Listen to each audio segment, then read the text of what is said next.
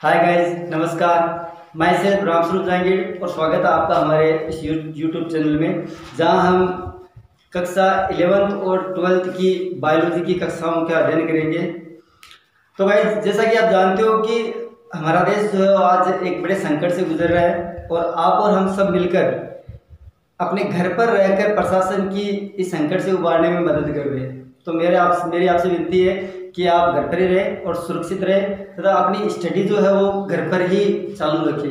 तो आपकी स्टडी को बरकरार रखने के लिए और आप तक बायोलॉजी से संबंधित कंटेंट पहुंचाने के लिए हमने अपना ये यूट्यूब चैनल चालू किया है। तो इसके अंदर हम बायोलॉजी का जितने भी 11th और 12th के जितने चैप्टर हैं उनका थोड़े वीडियोज़ के रूप में अध्ययन करेंगे। तो आज जो हमारा चैप्टर है वो है reproduction. Class 12th NCERT class 12th biology का है। और मैं आपको बता दूं कि 12th क्लास के अंदर रिप्रोडक्शन जो है हम दो पार्ट में पढ़ेंगे। वो दो पार्ट कौन कौन से हैं? तो इसमें पहला पार्ट है रिप्रोडक्शन इन एंजियोस्पर्म।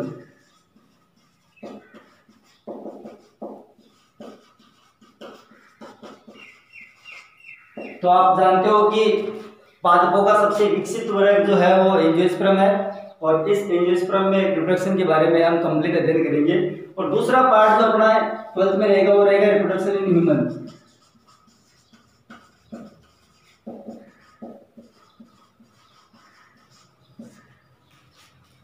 और इन दोनों के बारे में डिटेल से अध्ययन करने से पहले हम कुछ जनरल कॉन्सेप्ट रिप्रोडक्शन के बारे में पढ़ेंगे। तो जनरल कॉन्सेप्ट को क्लियर करने के लिए थोड़ा सा मैं आपको रिवाइज करवाऊंगा क्लास 11th में, यानी हम थोड़ा रिवाइज क्लास 11th का करेंगे। क्लास 11th का जो फर्स्ट चैप्टर है उसमें हमने पढ़ा था लिविंग थिंग या लिविंग ऑर्गेनिज्म। इस लेसन में हमने देखा था कि इस धरती पर लिविंग ऑर्गेनिज्म, लिविंग थिंग या सजीव जगत क्या है। तो वहां हमने देखा था कि सजीवता के कुछ कैरेक्टर्स होते हैं और वो सारे कैरेक्टर जैसे गति है, वृद्धि है, जनन है, उपापचय है। और इन कैरेक्टर यानी लिविंग ऑर्गेनिज्म के कुछ कैरेक्टर होंगे और उन्हीं कैरेक्टर्स में से कुछ कैरेक्टर्स बनेंगे डिफाइनिंग कैरेक्टर। तो डिफाइनिंग कैरेक्टर क्या होते हैं, थोड़ा सा बता दूं आपको कि डिफाइनिंग कैरेक्टर जो है या हम इनको परिभाषित करने वाले लक्षण कहेंगे। तो डिफाइनिंग कैरेक्टर यानी वो कैरेक्टर होंगे जो यूनिवर्सुलर एप्लीकेबल होंगे without any extension of all living organism. मतलब कि इस धरती पर जितने भी प्राणी हैं उन सब में वो कैरेक्टर लागू होना चाहिए, उसका कोई अपवाद नहीं होना चाहिए। अगर कोई ऐसा कैरेक्टर है तो हम उसको डिफाइनिंग कैरेक्टर कहेंगे। और इसी डिफाइनिंग कैरेक्टर में एक कैरेक्टर जो है वो है रिप्रोडक्शन, जो आज हम पढ़ रहे हैं।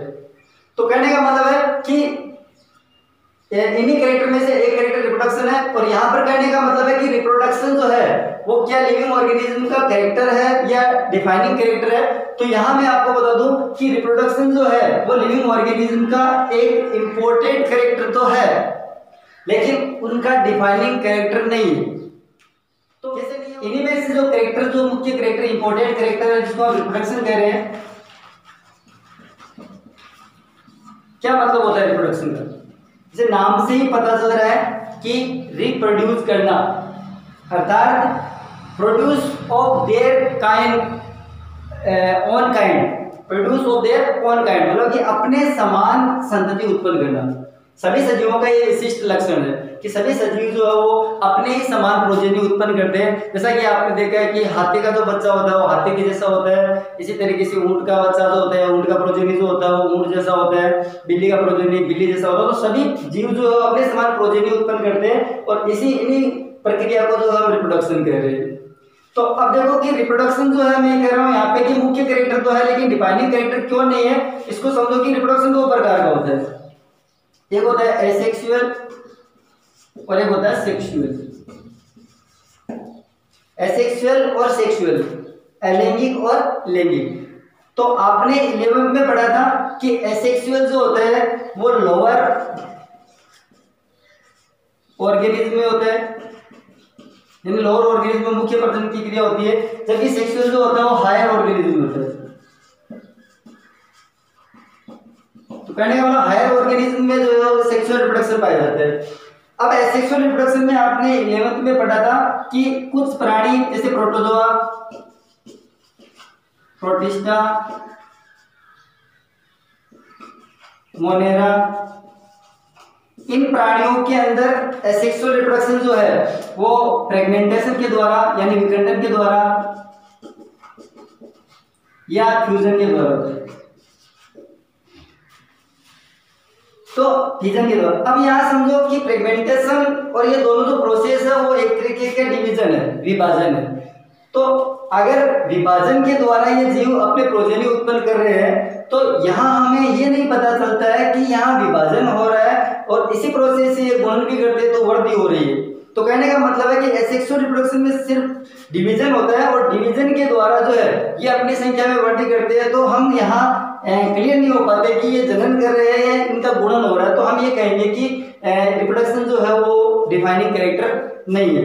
इसी तरीके से मैं आपको बताऊं कि कुछ सेक्सुअल रिप्रोडक्शन करने वाले प्राणियों में ही कुछ प्राणी जैसे खच्चर, आप जानते हो कि खच्चर जो घोड़े और गधे के संकरण से बनता है और ये स्टेराइल होता है, आगे ये प्रजनन नहीं कर सकता। इसी तरीके से मधुमक्खियों के अंदर, मधुमक्खी के अंदर एक प्रभेद होता है श्रमिक, वो भी स्टेराइल होते हैं, वो भी प्रजनन नहीं कर सकते, प्रोजेनी उत्पन्न नहीं कर सकते। और इसी तरीके से कुछ दंपतियां जिनकी संतानें नहीं होती है, तो क्या हम उनके लाइफ टाइम में ये थोड़ी कहते कि आप लिविंग ऑर्गेनिज्म नहीं हो क्योंकि उनकी संतानें नहीं है, लेकिन लिविंग ऑर्गेनिज्म तो है ही। तो इस तरीके से ये अपवाद होने के कारण हम रिप्रोडक्शन को एक ये मतलब सजीवता का डिफाइनिंग कैरेक्टर नहीं कह सकते। रिप्रोडक्शन एक मोस्ट इंपोर्टेंट कैरेक्टर जरूर है सजीवता का। तो मेरे हिसाब से आपको ये क्लियर हो गया होगा कि रिप्रोडक्शन जो है वो एक डिफाइनिंग कैरेक्टर नहीं। अब मैंने आपको बताया था कि रिप्रोडक्शन दो प्रकार का होता है, एक तो होता है एसेक्सुअल और एक होता है सेक्सुअल रिप्रोडक्शन। अब इन दोनों के अंदर क्या अंतर है, तो हम पहले सेक्सुअल रिप्रोडक्शन पढ़ेंगे और सेक्सुअल रिप्रोडक्शन पढ़ने के बाद में आपको क्लियर हो जाएगा कि जो बातें सेक्सुअल में है वो एसेक्सुअल में नहीं होगी, तो आप दोनों में अंतर कर पाओगे। तो देखो यहाँ पे कि सेक्सुअल रिप्रोडक्शन जो है इसमें दो प्रोसेस होती है, एक होती है गेमेटोजेनेसिस और दूसरी होती है फर्टिलाइजेशन। तो देखो गेमेटोजेनेसिस का मतलब होता है कि गेमेट का निर्माण, हमारी जो जनन कोशिकाएं होती है उनके अंदर युग्मकों का निर्माण होता है, युग्मकों के निर्माण की क्रिया को हम गेमेटोजेनेसिस कहते हैं। और यहाँ पे आपने पढ़ा था 11th में कि एक बहुत इंपॉर्टेंट प्रोसेस होती है जिसको कहते हैं मियोसिस या अर्धसूत्री विभाजन। मियोसिस के द्वारा यहाँ गेमेट बनते हैं और इन गेमेट के अंदर नंबर ऑफ क्रोमोसोम जो होते हैं वो जनन कोशिका का हाफ होता है या आधे होते हैं। ये गेमेट बनने के बाद में इन गेमेट्स के अंदर फर्टिलाइजेशन होता है और फर्टिलाइजेशन से जाइगोट बनता है जो आपने पढ़ा है। और जाइगोट में क्या होता है कि वापस 2n स्टेप जो है स्टेज जो वापस रिस्टोर हो जाती है, कहने का मतलब क्रोमोसोम वापस 2n हो जाते हैं या डबल हो जाते हैं, अपने उसी फॉर्म में आ जाते हैं। अगर ये दो प्रोसेस किसी जनन में होती है तो हम सेक्सुअल रिप्रोडक्शन करेंगे। पहले गेमेटोजेनेसिस, इसमें मियोसिस होता है और मियोसिस में मैंने आपको बताया था कि गुणसूत्रों की संख्या आधी होती है, इसलिए इस जनन को हम रिडक्शनल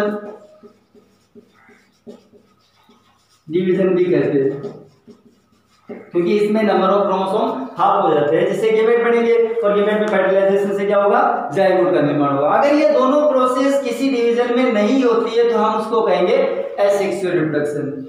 अब देखो यहाँ थोड़ा सा मैं आगे इनको थोड़ा डिटेल से डीपली आपको बताऊं, उससे पहले मैं आपको एक बात बताता हूँ, तो आप सुनिए ध्यान से और समझिए कि कभी भी बायोलॉजी जो है अगर आप पढ़ते हो तो बायोलॉजी को इवोल्यूशन के हिसाब से पढ़ो, क्योंकि बायोलॉजी जो है वो nothing biology make sense accept in light of evolution, कि बिना इवोल्यूशन के साथ में अगर आप अध्ययन के बायोलॉजी पढ़ोगे तो आप वो सेंस नहीं बना पाओगे। बायोलॉजी इजी है, उसको पढ़ने का जो तरीका है वो इवोल्यूशन के अकॉर्डिंग पढ़ोगे तो बहुत अच्छे से समझ में आएगी। जैसे मैं आपको थोड़ा सा समझाऊं बताऊं कि हम जो है उत्सर्जन के आधार पे हम यूरियोटेलिक है, जबकि हमारे अंदर प्राइमरी जो नाइट्रोजन अपशिष्ट होता है वो अमोनिया होती है। इसी तरीके से लोअर अगर हम जीवों की बात करें तो उन जीवों के अंदर मेन जो उत्सर्जित पदार्थ या ऑक्सीडेटरी जो पदार्थ होते हैं वो कंपाउंड जो अमोनिया होते हैं। तो हमारे में भी अमोनिया ये प्राइमरी तो, लेकिन वो डायरेक्टली अमोनिया के रूप में सीक्रेट करते हैं और हम क्या करते हैं कि अमोनिया को यूरिया में कन्वर्ट करते हैं और यूरिया के रूप में हम जो बाहर उत्सर्जित करते हैं। तो क्यों बनाते हैं यूरिया? क्योंकि हमारे अंदर वाटर को कंजर्व करना है, वाटर को संरक्षित करना है। क्यों? क्योंकि हम जमीन पे रहते हैं, वाटर को ज़्यादा से ज़्यादा यूटिलाइज करना है और उसको शरीर के अंदर बनाए रखना है। इसी तरीके से अगर और आगे बात करो तो बर्ड्स के अंदर यूरिक अम्ल होता है, तो यूरिकोटेलिक प्राणी हो गई वो, तो वो और ज़्यादा वाटर को कंजर्व करते हैं। तो ये इवोल्यूशन है। इसी तरीके से हायर ऑर्गेनिज्म में जो है वो डेवलपमेंट हुआ है इवोल्यूशन के साथ में, और जो जितनी भी प्रोसेस है वो थोड़ी उनके अंदर मतलब जो है वो डेवलप हुई है सारी की सारी। इसी तरीके से हम बात करें तो फिशेज में 2 चैम्बर हार्ट होता है। इसी तरीके से एम्फीबियंस होते हैं उनमें 3 चैम्बर होते हैं। रेप्टाइल में 3.5 होता है और क्रोकोडाइल के बाद में आगे 4 चैम्बर हुए। तो 4 चैम्बर होने का मतलब है कि ऑक्सीजनिक और डीऑक्सीजनिक ब्लड को सेपरेट करना और हायर पार्टिकल प्रेशर के साथ में टिश्यू लेवल तक जो है उसको पहुंचाना ये जरूरी है। और इसी तरीके से इवोल्यूशन के साथ में ये अंगों का विकास हुआ। तो अगर आप इस तरीके से इवोल्यूशन के हिसाब से पढ़ते हो तो बायोलॉजी एक साइंस के रूप में आपको समझ में आती है। तो यहाँ समझो कि अगर आप इवोल्यूशन के रूप में देखोगे तो आपने डार्विन का एक नियम पढ़ा था जिसको हम कहते हैं नेचुरल सिलेक्शन। थोड़ी सी हटके बात कर रहा हूं लेकिन आपको इससे जोड़नी है। तो देखो नेचुरल सिलेक्शन में आपने पढ़ा था कि प्रकृति चयन करती है। हम में से कई ऐसे मानते हैं कि प्रकृति जो है वो मतलब जो चीजों को बढ़ावा देती है, लेकिन मैं आपको यहाँ पे बता दूं कि nature does not improve anything.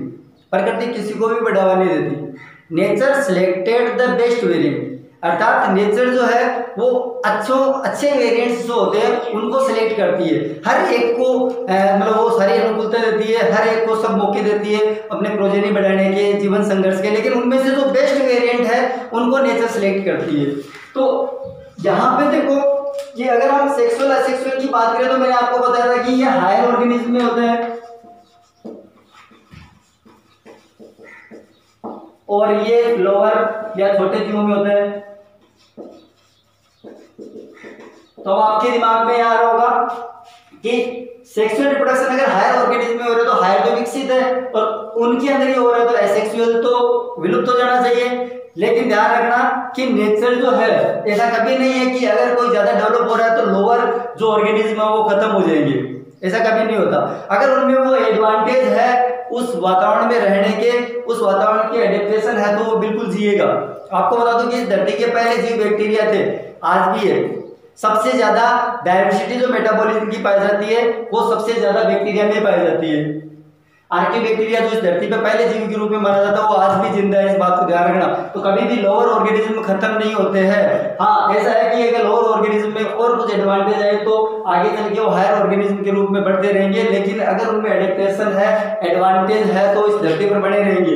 अब यहाँ समझो कि अगर सेक्सुअल रिप्रोडक्शन भी आज चल रहा है, एसेक्सुअल भी आज चल रहा है, तो कुछ ना कुछ तो कोई एडवांटेज होंगे इन दोनों के, जिसके कारण जीव आज ये दोनों प्रकार के प्रजनन करते हैं। समझो क्या क्या एडवांटेज है। यहाँ देखो कि पहले मैं आपको एसेक्सुअल के एडवांटेज बता रहा हूँ कि इनमें कौन कौन से एडवांटेज है। तो समझो यहाँ पे कि मैंने आपको बताया था कि सेक्सुअल रिप्रोडक्शन के अंदर 2 प्रोसेस होती है और ये 2 प्रोसेस लंबी चलती है और लंबी चलने के कारण इसमें समय ज्यादा लगता है। ये दोनों एसेक्सुअल में मैंने अभी आपको बताया था कि ये दोनों नहीं होती है। तो इसका मतलब क्या है कि ये फास्ट प्रोसेस है, अपने प्रोजेनी के नंबर इंक्रीज करने की ये फास्ट प्रोसेस है। इसमें तेजी से प्रोजेनी बनाए जाते हैं, ज्यादा संतानें उत्पन्न की जाती है। तो पहला एडवांटेज तो ये हो गया। अगर एडेप्टेशन है, अगर अनुकूल परिस्थितियां चल रही है, फेवरेबल कंडीशंस है, तो हर जीव ये चाहेगा कि उसकी ज्यादा से ज्यादा संतानें हो। तो लोअर ऑर्गेनिज्म के जो प्राणी होते हैं वो एसेक्सुअल रिप्रोडक्शन के द्वारा फेवरेबल कंडीशंस में तुरंत प्रजनन करके और अपनी संख्या इंक्रीज करते हैं। ये इसका सबसे इम्पोर्टेंट जो है वो एडवांटेज है। अब अगर मैं बात करूं कि हायर ऑर्गेनिज्म जो है उनमें सेक्सुअल रिप्रोडक्शन होता है, तो इनके अंदर कौन कौन से एडवांटेज है। तो यहाँ देखो सबसे पहला एडवांटेज जो मैं बहुत इंपॉर्टेंट बता रहा हूँ वो होता है कि इन प्राणियों में या जिनमें सेक्सुअल रिप्रोडक्शन होता है उनमें एक प्रोसेस होती है मियोसिस, जो गेमेटोजेनेसिस के दौरान होती है। और यहाँ मैं बताऊँ आपको कि मियोसिस के दौरान प्रोफेज फर्स्ट की टेकाइटिन, इस अवस्था में एक प्रक्रिया होती है, एक प्रोसेस होती है, इसको कहते हैं क्रॉसिंग ओवर। तो क्रॉसिंग ओवर क्या होता है, मैंने आपको बताया था कि मियोसिस जो है उसके दौरान, मियोसिस फर्स्ट जो है इसके दौरान जो प्रोफेज फर्स्ट अवस्था होती है, इस अवस्था के अंदर जो होमोलोगस क्रोमोसोम होते हैं, इन होमोलोगस क्रोमोसोम के नॉन सिस्टर क्रोमेटिड जो होते हैं उनके बीच में जीनों का आदान प्रदान होता है। तो ये मान लो दो होमोलोगस क्रोमोसोम है और यहाँ पर ए जीन है, यहाँ स्मॉल है, यहाँ बी है, यहाँ स्मॉल बी है और यहाँ सी है, तो ये स्मॉल सी है। इनके बीच में जो है वो एक्सचेंज होता है सेगमेंट का। तो इस सेगमेंट के एक्सचेंज के दौरान जीनों का आदान प्रदान हो जाता है। और जब जीनों का आदान प्रदान होता है तो आप जानते हो कि जीनों के आदान प्रदान से जो है वो लिंकेज टूटेगी, यानी कहने का मतलब कि पहला काम ये करता है कि लिंकेज को तोड़ता है, सहलंगता को तोड़ता है। सहलंगता में जो क्रोमोसोम होते हैं, वो जो जीन होते हैं, वो ऐसे के ऐसे ही अगली पीढ़ी में जाते हैं, लेकिन ये जीन विनिमय क्रॉसिंग ओवर जो होता है वो क्या करता है कि सहलंगता को तोड़ेगा। दूसरा काम, इस दौरान जो है ये ध्यान रखना कि कोई भी नए एलील इंट्रोड्यूस नहीं होते, यानी क्रॉसिंग ओवर नए एलील को इंट्रोड्यूस नहीं करता। तो करता क्या है, ये अवेलेबल जेनेटिक जो रिसोर्स है रिसफल करके अमाउंट ऑफ वेरिएशन को बढ़ाता है, यानी कहने का मतलब जो जेनेटिक मटेरियल अवेलेबल है उसी को रिसफल करेगा और वेरिएशंस को बढ़ाएगा। तो वेरिएशंस क्या होंगे, इंक्रीज होंगे, यानी विभिन्नताएं आएगी। और अगर विभिन्नताएं इंक्रीज होगी तो आपको पता है कि यही विभिन्नता जो है वो रॉ मेटेरियल के रूप में काम आएगी। और अगर ये विभिन्नता रॉ मेटेरियल के रूप में आएगी तो क्या होगा, नेचुरल सिलेक्शन,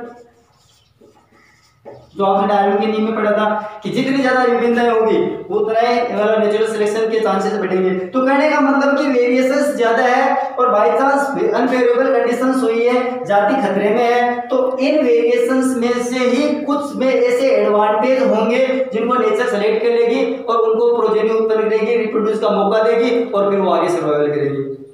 ये बहुत बड़ा एडवांटेज है सेक्सुअल का, जिसमें वेरिएशंस की मतलब जो है वो अमाउंट बढ़ता है। और वेरिएशंस का अमाउंट बढ़ने से क्या होगा कि अनफेवरेबल कंडीशंस के अंदर जो है वो कोई ना कोई एक वेरिएशंस के अंदर एडवांटेज आएगा और उसको नेचर जो मौका देगी और उसको जो है वो रिप्रोड्यूस करने का मौका देगी, तो वो जाति जो है सर्वाइव करेगी। तो कहने का मतलब कि नई जातियां बढ़ती है, तो ये एडवांटेज हो गया इसका। दूसरा एडवांटेज क्या होगा कि आप जानते हो कि हमारा जो डीएनए है, यहाँ देखो हमारा जो डीएनए होता है वो डबल स्ट्रैंड होता है।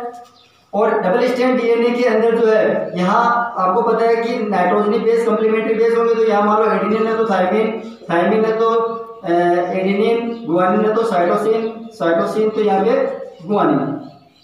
अगर बाई चांस यहाँ से कोई एक नाइट्रोजन बेस या न्यूक्लियोटाइड है वो अगर मान लो यहाँ से डैमेज हो गया, तो ये डबल स्ट्रैंड डीएनए का ही मतलब जो है वो फायदा है कि यहाँ पे अगर कोई नाइट्रोजनी बेस डैमेज होता है तो इसके कंप्लीमेंट्री यहाँ दूसरा लगा दिया जाता है, इसकी रिपेयरिंग कर दी जाती है। अगर बाय चांस मान लो कि दोनों पूरा पेयर ही डैमेज हो गया, तो पेयर डैमेज हो जाता है तो क्या होता है कि मियोसिस के दौरान साइनेप्सिस होता है। और साइनेप्सिस में क्या होता है कि होमोलोगस क्रोमोसोम आएंगे नजदीक और इनके बीच में जो है पेयरिंग होती है। और पेयरिंग के दौरान जो है एक पैटर्नल होगा और एक मैटरनल होगा। तो इस पेयरिंग के दौरान जहां जो नाइट्रोजनी बेस जो है उसका पेयर अगर डैमेज हो तो उसको सुधार दिया जाएगा, इसको हम कहेंगे साइनेप्सिस। तो इस तरीके से 3 एडवांटेज जो है इसके हो गए। सबसे पहला एडवांटेज जो है वो एसेक्सुअल का था, जिसमें वो जल्दी जल्दी जो है वो संततियों को बढ़ाते हैं। दूसरा सेक्सुअल का सबसे पहला क्रॉसिंग ओवर। दूसरा डैमेज, अगर एक बेस डैमेज हो जाता है तो डबल स्टैंड डीएनए इसको सुधार लेता है। तीसरा, अगर पूरा बेस का पेयरिंग जो है मतलब दोनों कॉम्प्लीमेंट्री सारी अगर डैमेज हो जाए तो साइनेप्सिस के द्वारा, म्यूसिस के द्वारा इनको सुधार दिया जाता है। तो इस तरीके से जो है वो कुछ एडवांटेज है। इन एडवांटेज के कारण ही आज जो है वो जातियां अभी भी आगे बढ़ रही है। धन्यवाद। तो गाइस, आज का वीडियो जो है वो मुझे आशा है कि आपको पसंद आया होगा।